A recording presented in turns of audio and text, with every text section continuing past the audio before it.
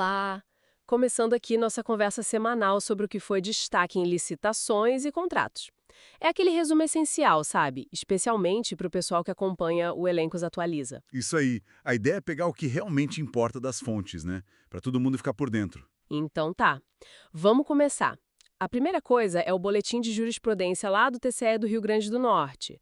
Parece que deram uma repaginada boa nele. Ah, sim, uma ótima iniciativa. Ficou mais organizado, a linguagem está mais clara e tem umas seções novas bem interessantes, né? Olhando outros tribunais, legislação, É, facilita o acompanhamento. com certeza. E foi um esforço interno deles, da diretoria das sessões, gabinete do procurador, comunicação, um trabalho conjunto para melhorar a ferramenta. Legal. Mudando um pouco de assunto, mas ainda na linha das novidades. Saiu um parecer da AGU, o número 000-6 de 2025. Ele entra numa questão delicada, né? LGPD versus transparência lá no Transfere Gov. Esse ponto é fascinante. Como é que a gente equilibra, né?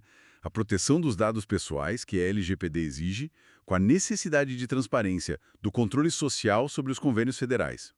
O parecer tenta justamente achar esse meio termo. É um desafio, né? Sem dúvida. O Rodrigo Pironti, inclusive, já escreveu sobre isso. Mostra bem como é complexo aplicar essas duas normas ao mesmo tempo. E falando em facilitar a vida do gestor, a AGU também soltou um gerador de modelos de edital. Isso é bom, né? Sim, para pregão e concorrência.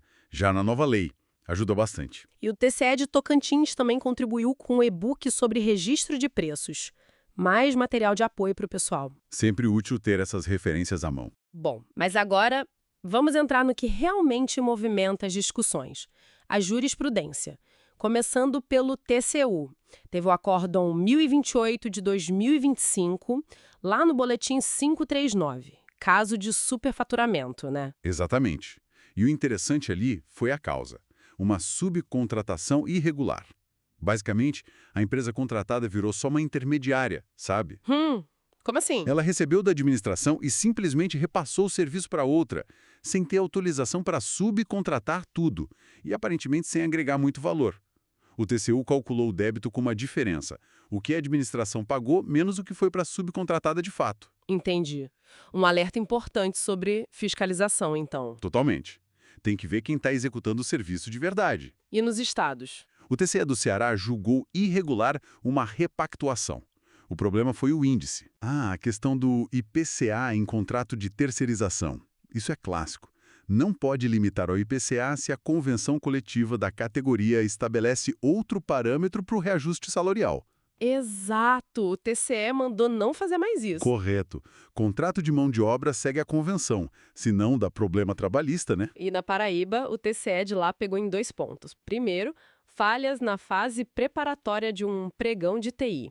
Faltou explicar melhor o critério por lote, a economicidade. Planejamento, né? A base de tudo. Se não justifica bem o porquê da escolha, a decisão fica frágil. E o outro ponto na Paraíba foi a falta de uso do PNCP. A PV Saúde não usou o Portal Nacional e não justificou tecnicamente. Pois é, compromete a publicidade, que é um princípio básico, né? O PNCP veio para centralizar, para dar essa visibilidade. Não usar e sem um bom motivo, complicado. E para fechar os TCEs, lá no Tocantins teve uma dispensa emergencial para tapa-buraco que foi considerada ilegal. Sim, o TCO entendeu que a situação já não era mais tão emergencial assim, sabe? Parecia mais falta de planejamento prévio. E ainda faltavam documentos exigidos pela nova lei. Citaram até o TCU nesse ponto. Ou seja, emergência tem limite bem definido. Exato. Não é um atalho para fugir da licitação só porque não planejou direito.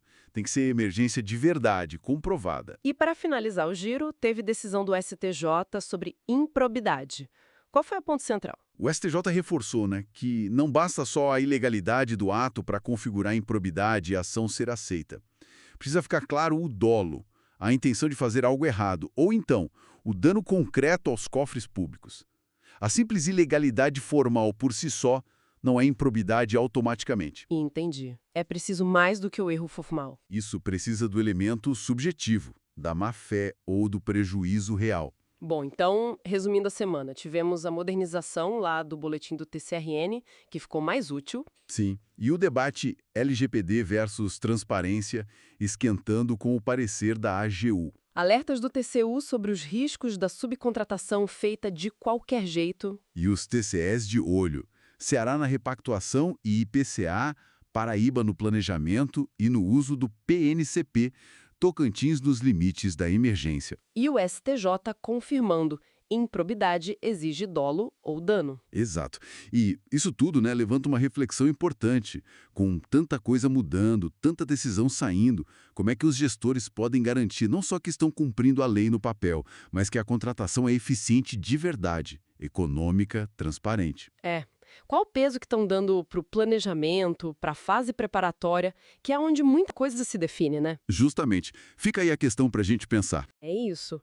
Assuntos importantes para manter no radar. Manter-se atualizado é fundamental nesse cenário. Ficamos por aqui hoje.